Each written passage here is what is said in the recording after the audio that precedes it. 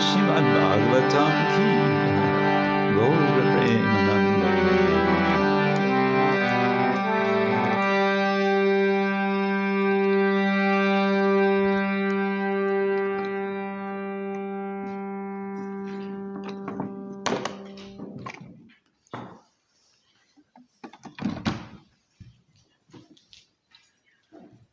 Hare Krishna. Guten Morgen.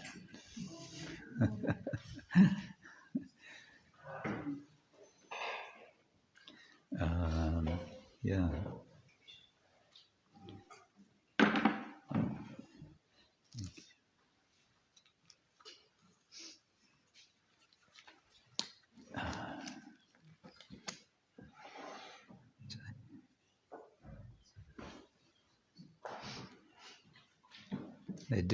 They do an interesting ritual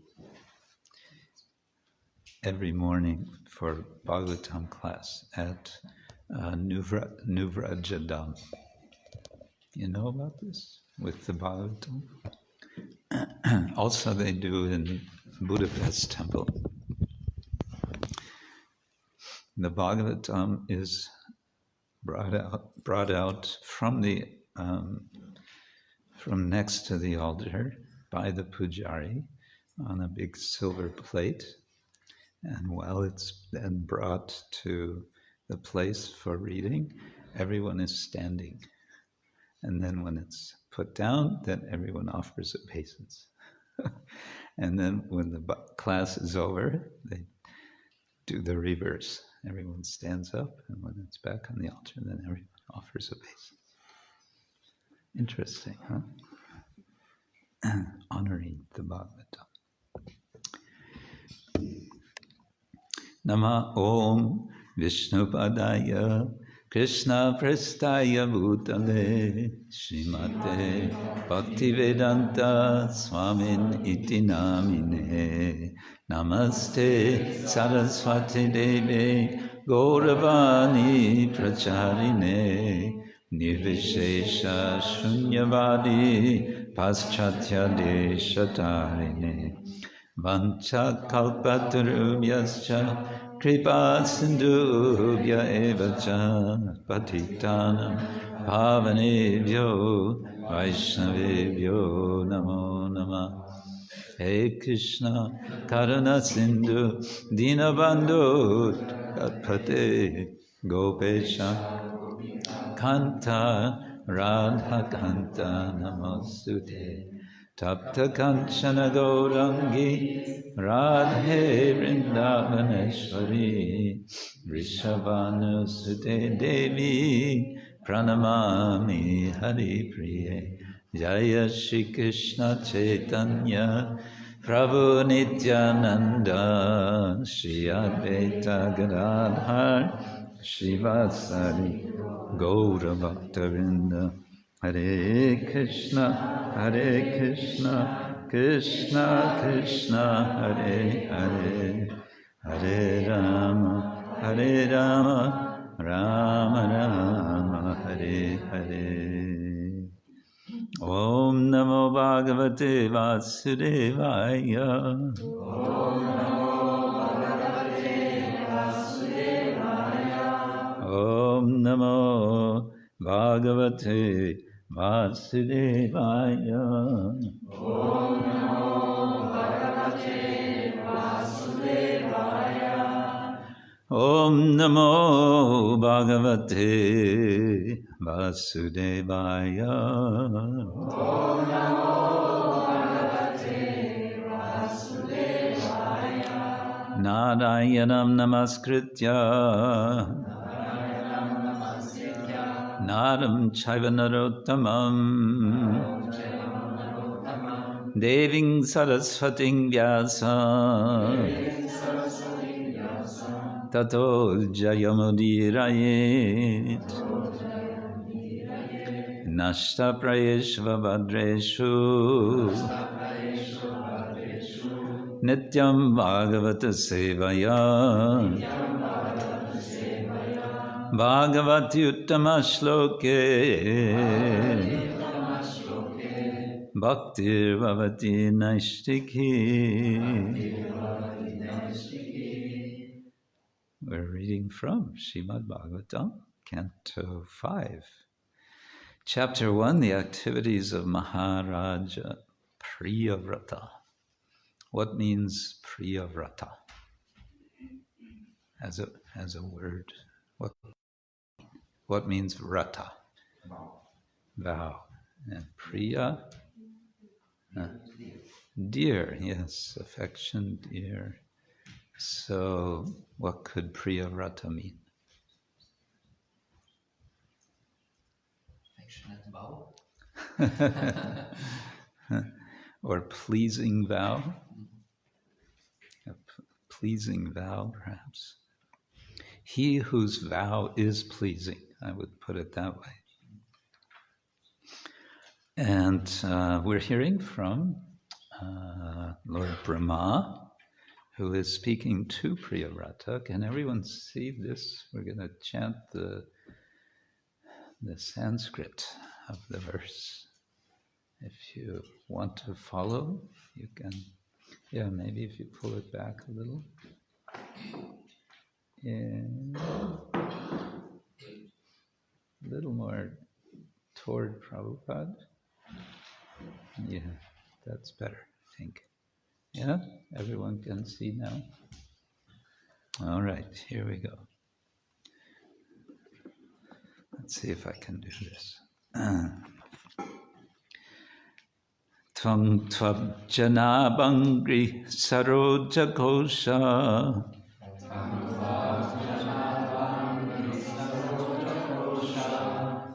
Tvam abja-nābhāṅghri-saroja-kośa.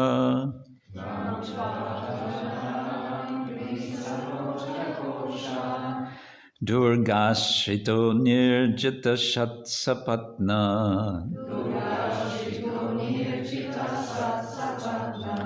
Durgāśrito nirjita-ṣaṭ-sapatnaḥ. Bhuṅkṣveha bhogān puruṣātidiṣṭān. Bhuṅkṣveha bhogān puruṣātidiṣṭān.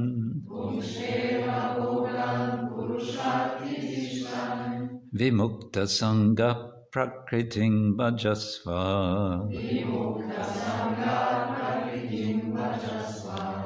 Vimukta-saṅgaḥ prakṛtiṁ bhajasva.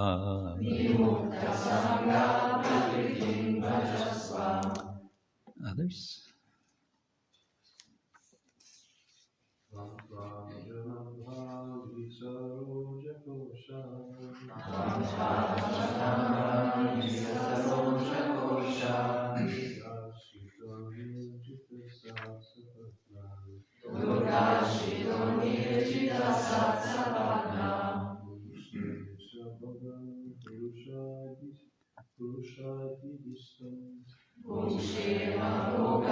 puruṣātidiṣṭān. vimukta-saṅgaḥ prakṛtiṁ bhajasva. abja-nābhāṅghri-saroja-kośa. durgāśrito nirjita-ṣaṭ-sapatnaḥ. bhuṅkṣveha bhogān puruṣātidiṣṭān. vimukta-saṅgaḥ prakṛtiṁ bhajasva.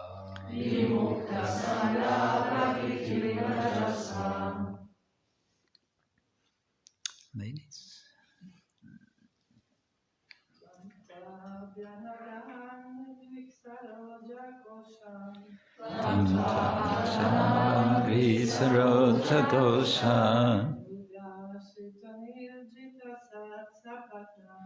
durgāśrito nirjita-ṣaṭ-sapatnaḥ. bhuṅkṣveha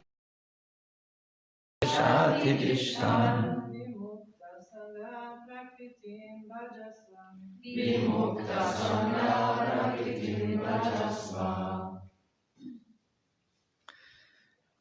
Very good. Tvam abja-nābhāṅghri-saroja-kośa. durgāśrito nirjita-ṣaṭ-sapatnaḥ. bhuṅkṣveha bhogān puruṣātidiṣṭān vimukta-saṅgaḥ prakṛtim bhajasva. Did you want to try? Tvam abja-nābhāṅghri-saroja-kośa. Durgāśrito nirjita-ṣaṭ-sapatnaḥ. Bhuṅkṣveha bhogān puruṣātidiṣṭān. Vimukta-saṅgaḥ prakṛtim bhajasva. Yeah, very good. So what's it all mean? How are we with languages? Do we need translations? Or should I speak in Spanish? No, I don't speak Spanish. We're okay? English? Okay. Tvam, yourself. Two, then. Abja-nābha, of the Supreme Personality of Godhead, whose navel is like a lotus flower. Aṅghri, feet. Saroja, lotus. Notice we have two words here for lotus. We have abja and saroja. Kośa, whole. Durga, the stronghold. Stronghold means like a fortress. Āśritaḥ, taken shelter of. Nirjita, conquered. Ṣaṭ-sapatnaḥ, the six enemies. The mind and five senses. That's interesting. Sapatnaḥ literally means co-wives. When a man has more than one wife, as was sometimes the practice, it was considered that the wives would be enemies of each other. And so that becomes Sapatnaḥ is translated here as six enemies, or as enemies, six enemies, Ṣaṭ-sapatnaḥ. Bhuṅkṣva, enjoy. Iha, in this world, in this material world. Bhogān, enjoyable things. Puruṣa, by the Supreme Person. Atidiṣṭān, extraordinarily ordered. Ordered in the sense of commanded, like an order. Vimukta, liberated. Saṅgaḥ, from material association. Prakṛtim, constitutional position. Bhajasva, enjoy. This last word, bhajasva, and also bhuṅkṣva, both translated as enjoy.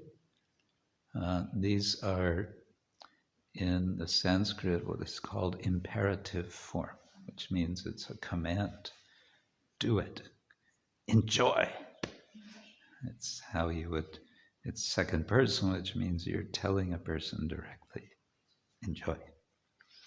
Translation and purport by His Divine Grace A.C. Bhaktivedanta Swami, Srila Prabhupada ki Jai. Lord Brahma continued, my dear Priyavrata, seek shelter inside the opening, that would be kosha, in the lotus of the feet of the Lord, whose navel is also like a lotus. Thus conquer the 6 sense organs. Wait, let's see. Okay. Thus conquer the 6 sense organs, the mind and knowledge-acquiring senses. Accept material enjoyment because the Lord extraordinarily has ordered you to do this. Atidiṣṭān.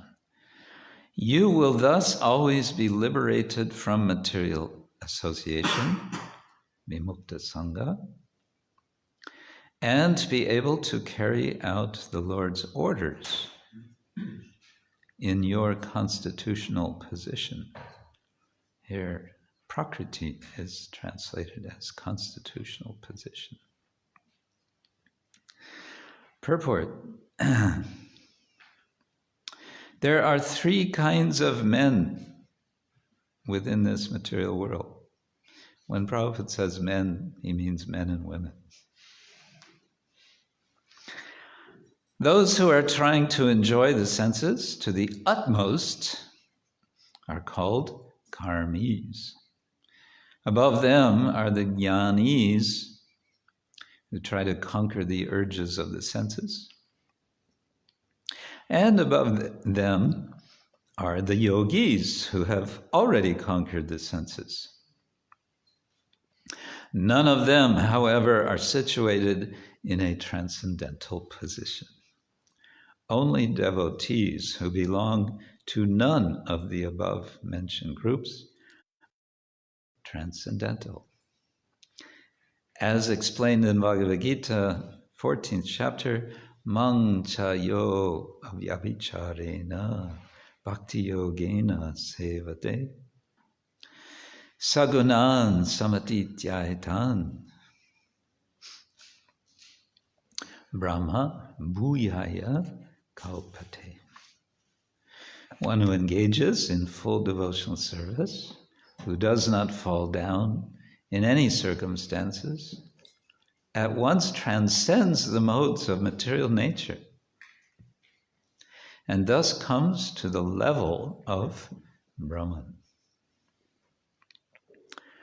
Lord Brahma herein advises Priyavrata to remain transcendental in the fortress, not of family life, but of the lotus feet of the Lord, abja-nābhāṅghri-saroja. When a bumblebee enters the opening of a lotus flower and drinks its honey, it is fully protected by the petals of the lotus. The bee is undisturbed by sunshine and other external influences. Similarly, one who always seeks shelter at the lotus feet of the Personality of Godhead is protected from all dangers. It is therefore said in Srimad-Bhagavatam, 10th canto, chapter 14, and incidentally, Prabhupada doesn't mention, but this is a prayer of Lord Brahma to Krishna. Excuse me. Is there some water somewhere?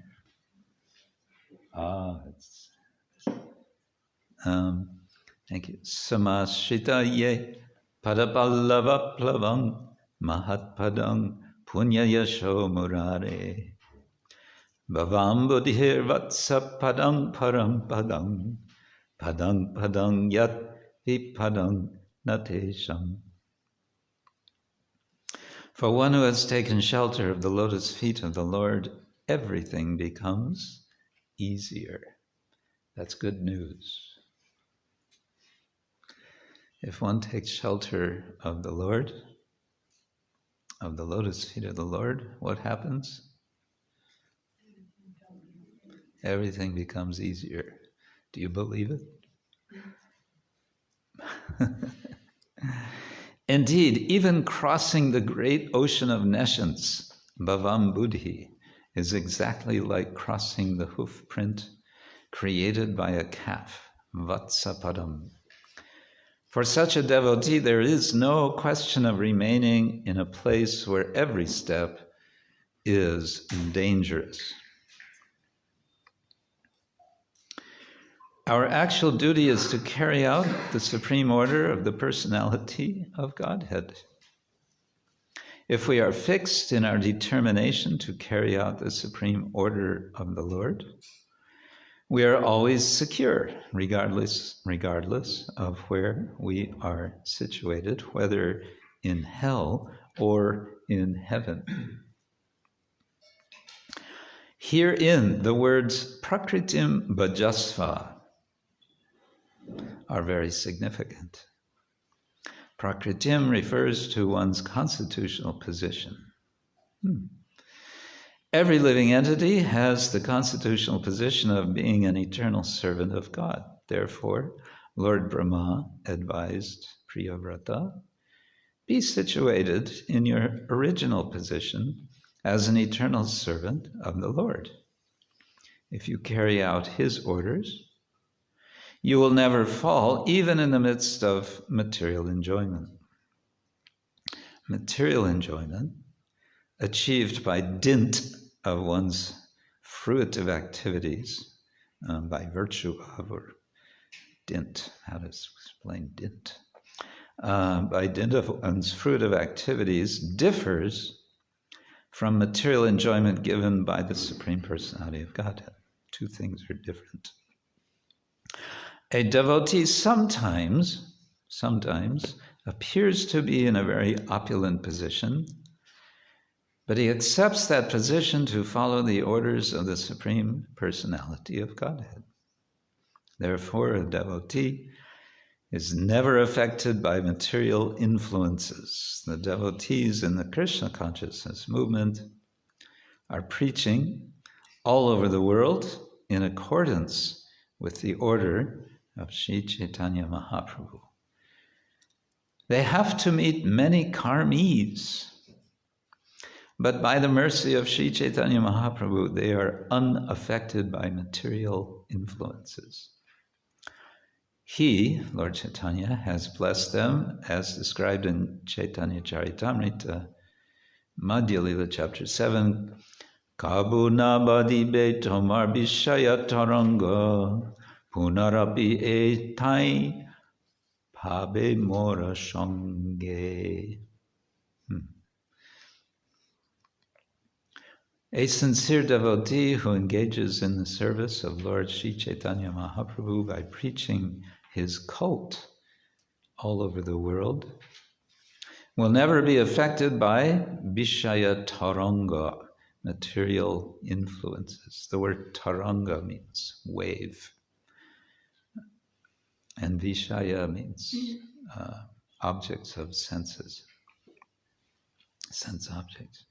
Will never be affected by Vishaya Taranga, material influences. On the contrary, in due course of time, he will return to the shelter of the lotus feet of Lord Sri Chaitanya Mahaprabhu and will thus have perpetual association with him. You know this word perpetual? Perpetual? No? Huh? Permanent? Yeah, permanent. Means all the time, constant and without end. Perpetual association with the Lord. Sounds good? Yeah? Sounds good? Sounds good. So ends Srila Prabhupada's purport to this verse. Tvaṁ abja-nābhāṅghri-saroja-kośa durgāśrito nirjita-ṣaṭ-sapatnaḥ bhuṅkṣveha bhogān puruṣātidiṣṭān vimukta-saṅgaḥ prakṛtiṁ bhajasva. Lord Brahma continued, my dear Priyavrata, seek shelter inside the opening in the lotus of the feet of the Lord, whose navel is also like a lotus. Thus conquer the 6 sense organs, the mind and acquiring senses. Accept material enjoyment because the Lord extraordinarily has ordered you to do this. You will thus always be liberated from material association and be able to carry out the Lord's orders in your constitutional position.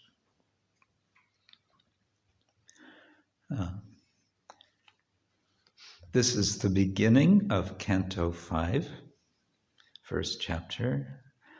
Priyavrata, what's his brother's name?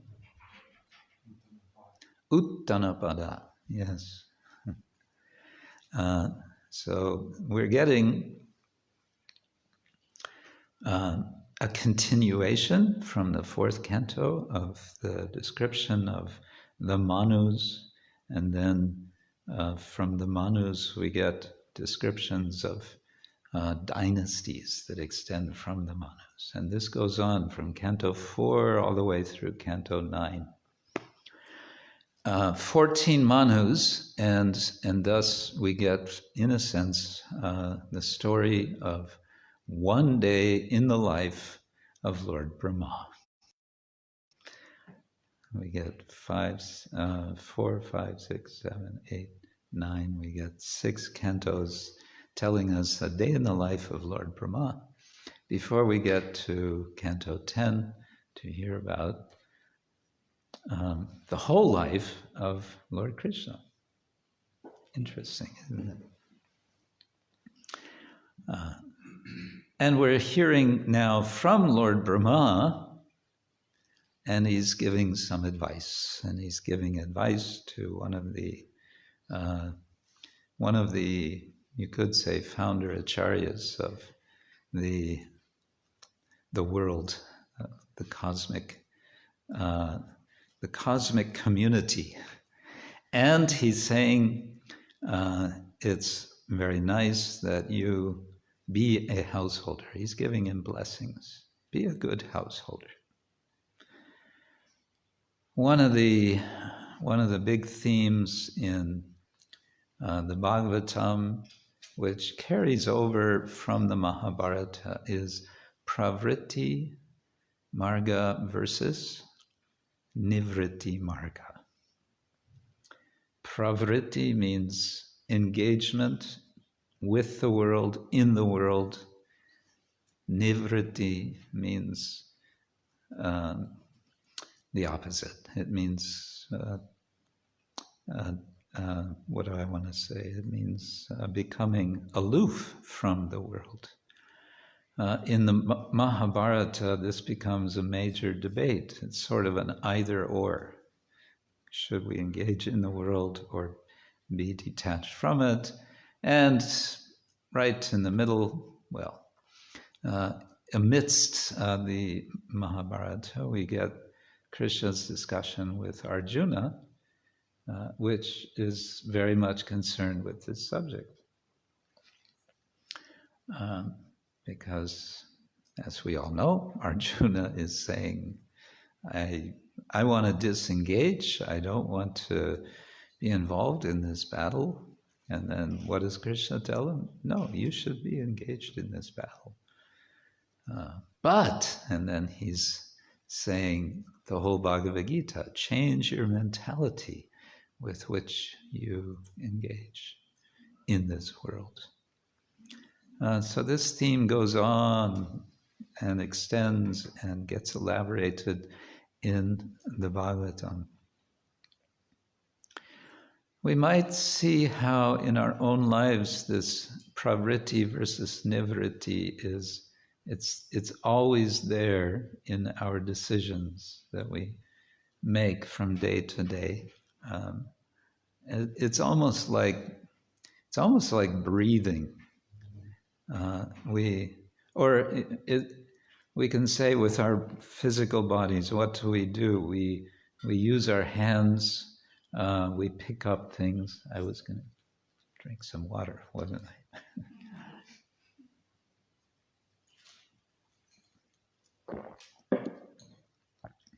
So we grasp with the hands, but then we let go. It's not that I get attached to this, cup of water, hold it for the rest of the day. We can let it go. So we're grasping and we're directing also our attention with our senses. Our senses are attention receivers, or no, that's not what I want to say. The mind facilitates that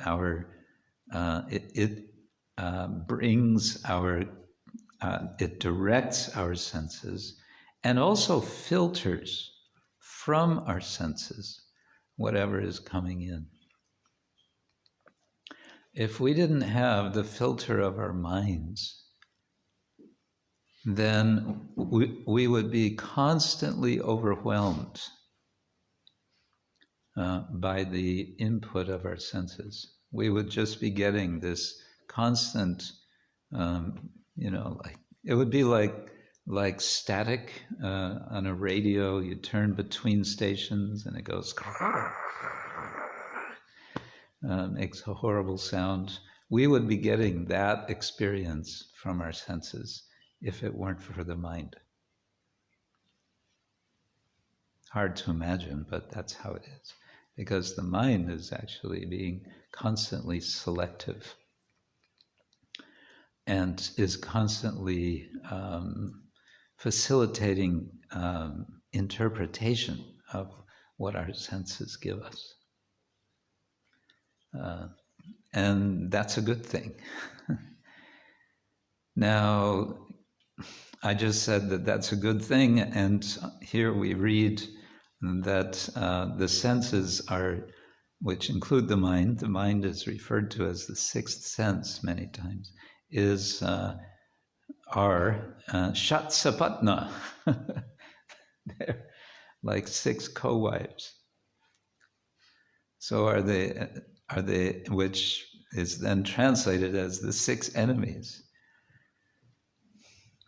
And what is Krishna telling us in Bhagavad Gita about the mind in the beginning of chapter 6? The mind is either a friend or an enemy. What is it?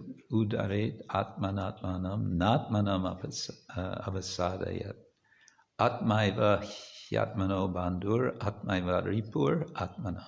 So bandhu, friend, or ripu, enemy. So the same thing, our mind can be either a friend or an enemy, depending on what? Depending on how we use it. If we use the mind for service, for just taking shelter in the Lord, it's our friend. If not, it becomes enemy. And so we get this back and forth, really from day to day throughout our lives. Pravritti, nivritti. Engagement, disengagement, engagement, disengagement. Should I do this? Should I not do this? Yes, I do it. Should I eat this? Should I not eat this? Bhoga. The word bhuṅkṣva in this verse, I mentioned, is in this imperative form. Enjoy. Engage. With what in the verse? Bhogān. We make this distinction, don't we, between bhoga and prasada. Prabhu, that's bhoga. Whoa, okay. I won't touch it. It's not offered. It's bhoga. What means bhoga? More literally, it means that which is consumed. We are consumers. Our consumer society has us pegged as consumers. That's our function in a consumer society. The more we consume, the better we are at fulfilling our duty as consumers. Hare Krishna.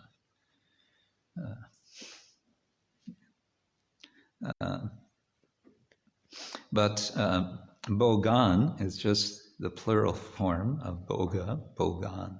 Bhuṅkṣva, enjoy objects of enjoyment, it says. Enjoy them. And then prakṛtim bhajasva.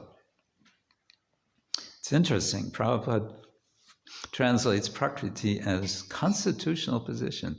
What is another meaning of prakriti? Yeah, nature, material nature. And then bhajasva, again, it's this imperative form, which Prabhupada translates as enjoy, but it's the same root as the word bhakti, namely bhaj. And we speak of bhajan. Now we're going to do some bhajan, right? It comes from bhaj, which means to share.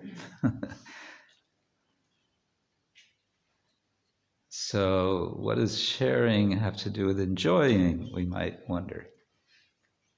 We may understand, well, I can't really enjoy on my own, can I? If I try to enjoy, it doesn't work. Enjoying means sharing. But here it seems it's suggesting, because Prabhupada's translating prakriti as constitutional position, share, be in your constitutional position, and your constitutional position is to be a sharer. And so, and where to do that, how to do that, in the shelter, in Krishna's shelter. And the image of Krishna, we get 2 times this image of Krishna, association of Krishna with lotuses. And Prabhupada in the purport he extends the analogy. Extending an analogy is a very nice thing, because it invites meditation. Meditation is, again, focusing the mind, but then carrying with the mind the attention. So here Prabhupada is giving a way of extending the attention of the thought. Krishna has lotus-like navel. Krishna has lotus-like feet. And if we then think about lotuses and how bees enter into lotuses, and what do they do when they enter into lotus? They enjoy. Actually, they don't. Now, here is, well, maybe I'm spoiling the image, but bees don't enjoy the nectar that they collect, do they? What do they do with the nectar? It's not that they're immediately eating it, are they? Yeah, they're collecting it and they're taking it back to the hive, and it's a huge amount of work they have to do to collect a little bit of this nectar. But okay, putting that aside, the way Srila Prabhupada is highlighting this in the analogy, what is he saying? He's saying that the bee entering into the lotus is in what condition? What is this? What does he say in the purport? She's protected. Yes, she's protected. Is it she or he? I think drones are he. So yes, protected. Similarly, what is the analogy here? The analogy is, of course, taking shelter of the lotus feet of the Lord. One is protected. And why is that significant here? It's significant because Lord Brahma is saying, bhuṅkṣva, bhogān, enjoy.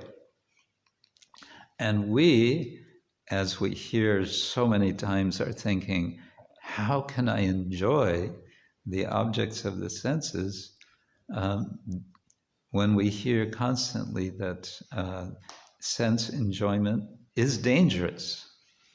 It is not a place of, it's not a situation of being protected. So what is going on? So then we can go back and think about the whole sort of form of how this is being said.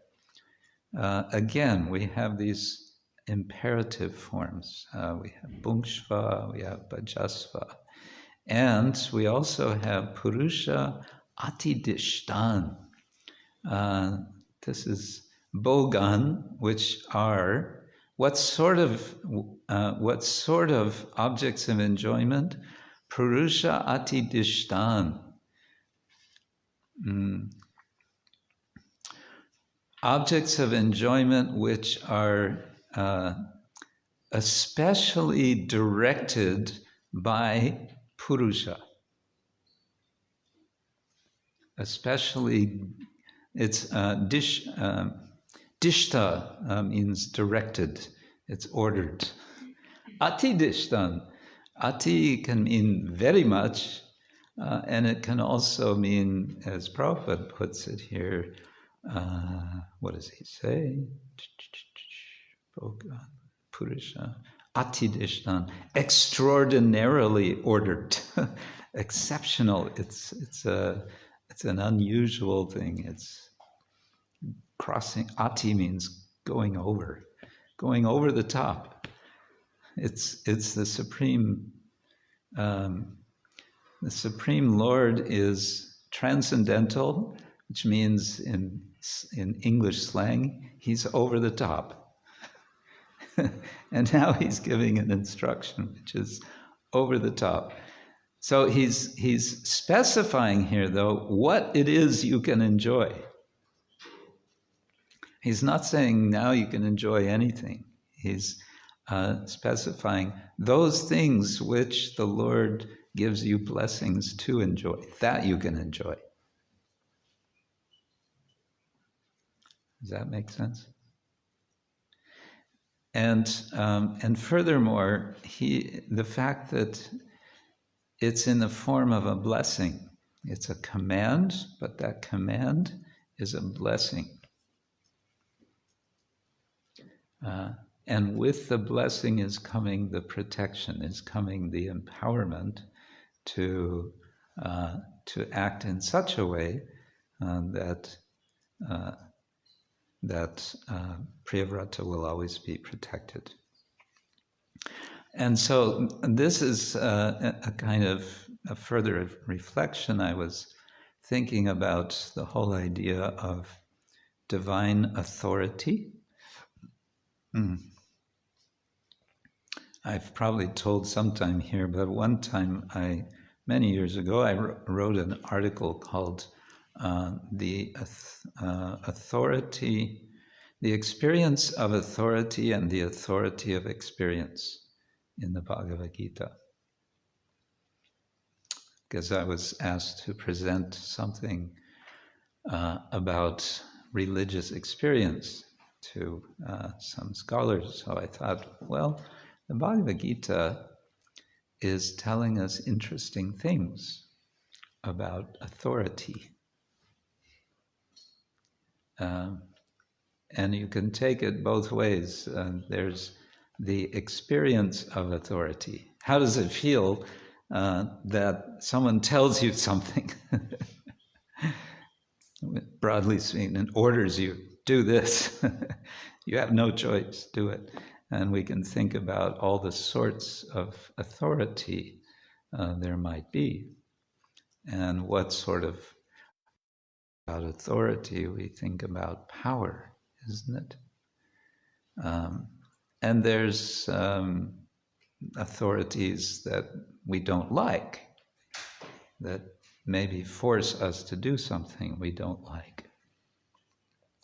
But then there's, from Bhagavatam, what we're learning is there's a supreme authority, and when we recognize how it is that he is absolute authority, then what he tells us to do becomes wonderful. Why? Because it's liberating.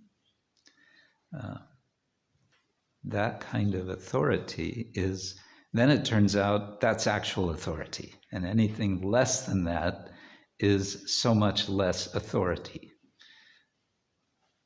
So later in this, is it this chapter? I think so. Is this kind of a definition of authority? Guru nasasyat, svajano nasasyat, pita nasasyat, janani nasasyat, daivam natatsyan. It's been a while since I've been. Daivam natatsyan na patischa sasyan na mokshayat ya samupeta mrityum. Someone who is a guru or a father or a mother or a demigod or anything else. Namochayet ya yaha, such person, namochayet, if that person is not causing to be liberated. The person who is in their charge. Then, if they're not liberating them from mrityu, from death, then they don't have that qualification. Then they're not actually authorities. So, that's interesting. And that's the Bhagavatam speaking about authority. Okay, one more point, and then we can see if there are any further points from yourselves or questions. Is a nice, I find, speaking of analogies, a very helpful analogy to think about the authority of spiritual mentors, spiritual teachers, guru. And as we all know, we have this idea of guru parampara, of disciplic succession. And one way of, and Srila Prabhupada many times would speak about how guru is the transparent via media. Now, this could be taken as a kind of contradiction, because as soon as you speak of a media, a medium is something in between. And something in between, if we want to perceive something, if there's something in between, it might be obscuring that. But we know that if glass is transparent, we can see through it. But it's more than, the analogy of glass is nice, but this can also be taken a step further. If we think about a telescope or a camera, telescopes have lenses, right? The lens, what does the lens do? It magnifies, yes. And in a good quality telescope or a good quality camera, there are actually several lenses. And each of these lenses are making, I don't know, little adjustments, which then the next lens adds to, and somehow they complement each other. And so with a telescope, we are looking through the telescope at objects which are very far away. And all these lenses, which are lined up just in the right way between each other, they help us to get close to the objects in the sky we are looking at. So you can maybe see where I'm going with this. Analogies always have their limits, but here I think it's nice to think about how Guru Parampara are like so many lenses in a telescope. They're helping us to get close to the Lord, so that our attention, our mind, is really able to focus as we wish it to be. So Lord Brahma he's speaking authoritatively here. He's saying, and he's speaking, we can say, representing the Lord, but he's saying something a bit surprising, because he's saying twice, he's saying enjoy in this world, because we can also say, understand the last line, prakṛtim bhajasva, is enjoy prakriti, enjoy nature. You could take it that way.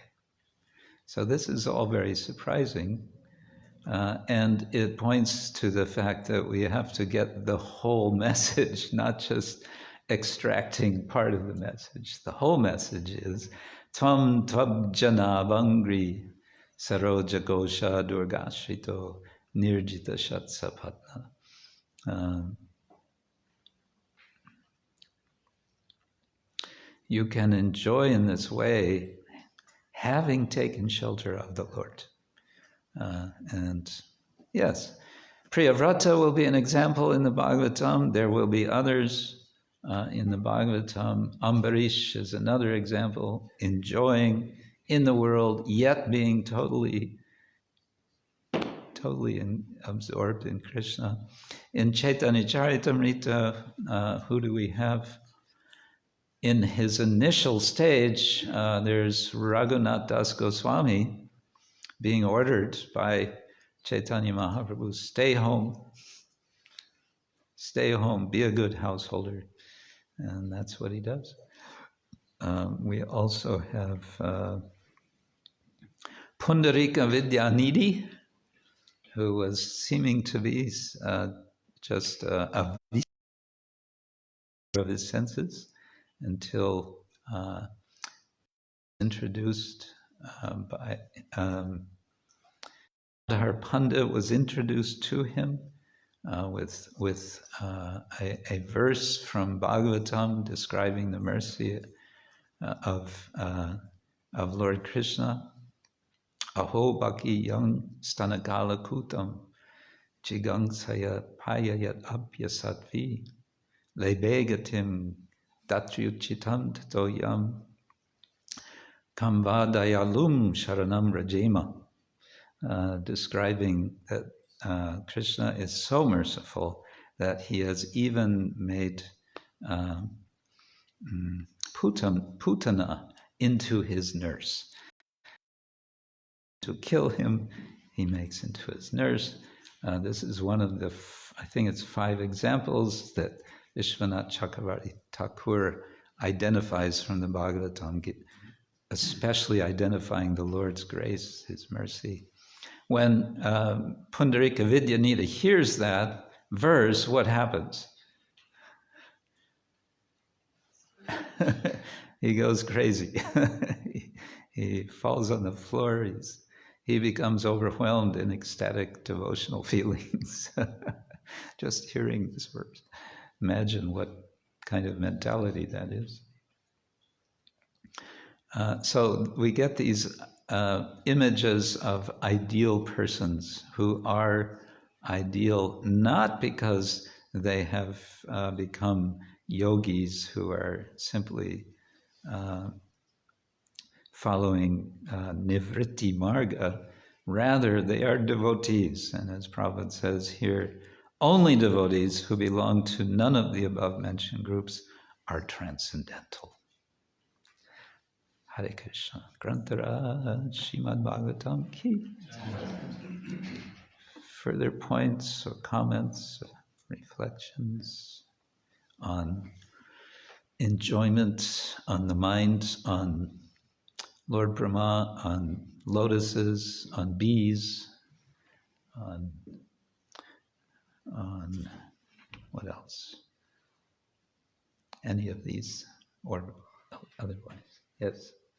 Thank you very much, Maharaj. It's for me personally very nice to hear also this point, because sometimes I have feeling in Krishna consciousness we have a very serious topic, very serious goal. So sometimes the faces are also looking very serious, but actually on the other side, like Srila Prabhupada said, it is blissful, happy.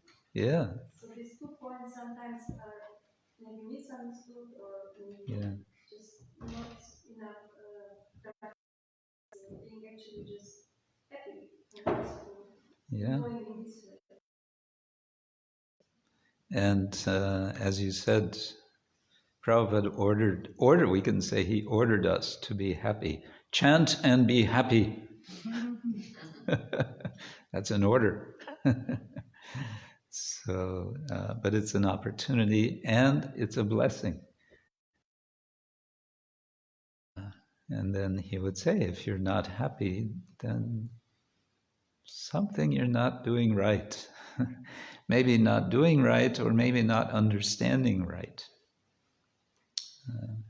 So we have to reflect on how to find this reality, this transcendental reality. I'm preparing a presentation. I want to encourage devotees to write your reflections, your meditations, your ideas, because that's what Prabhupada did. He encouraged us to do this. So, yes. I was thinking in this verse we hear that by accepting, enjoying what was offered to the Lord, what is given to the Lord, he will conquer the senses and the mind. And I'm just wondering, because we are all more or less what Prabhupada was saying, for eating, you offer the food, and we are trained in that way to always put the Lord in front before we actually enjoy. But it seems the control of the mind is not so much following up on that. Explain it to maybe we don't offer in the proper way, or it's just natural like this, or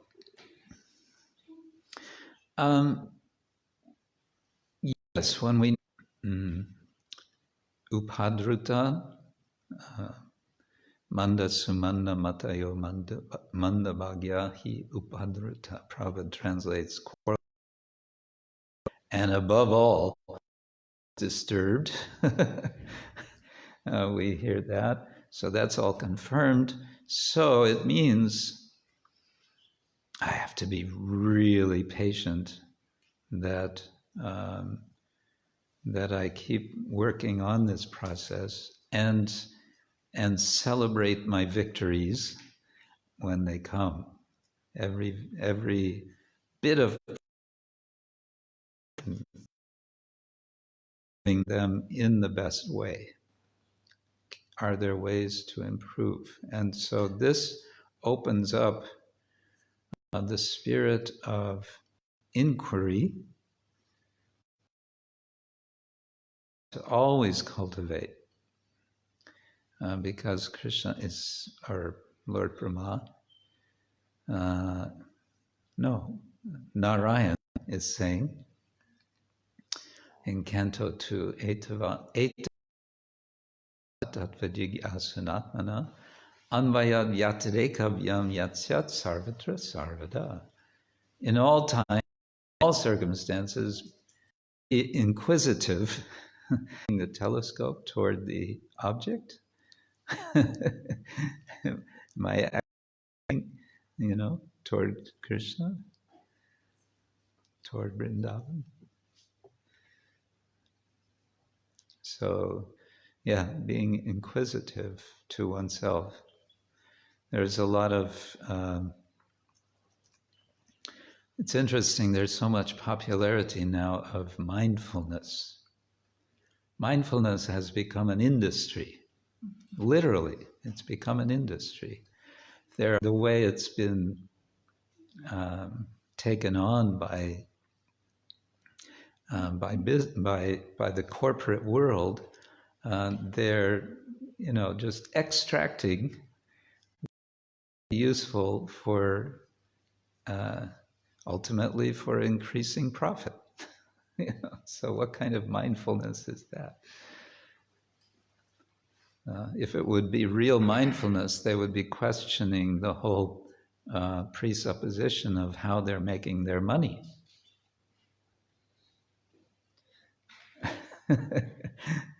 Why? Because the idea address the stress of the workers, but to ask the deeper question, why am I stressed? They don't do that. So they're training these mindfulness coaches how to encourage mindfulness minus actually thinking. So that's not our process. Our process is engaging buddhi, the intelligence. And of course, ultimately what we're interested in is not mindfulness, it's heartfulness. And this is the theme of a very nice book by Pranada Devi. I don't know if that got to your question at all. Okay, it's getting later. Shall we stop there for now? Thank you all very much. Grantaraj Srimad-Bhagavatam ki. Srila Prabhupada ki. Gaur Premanande.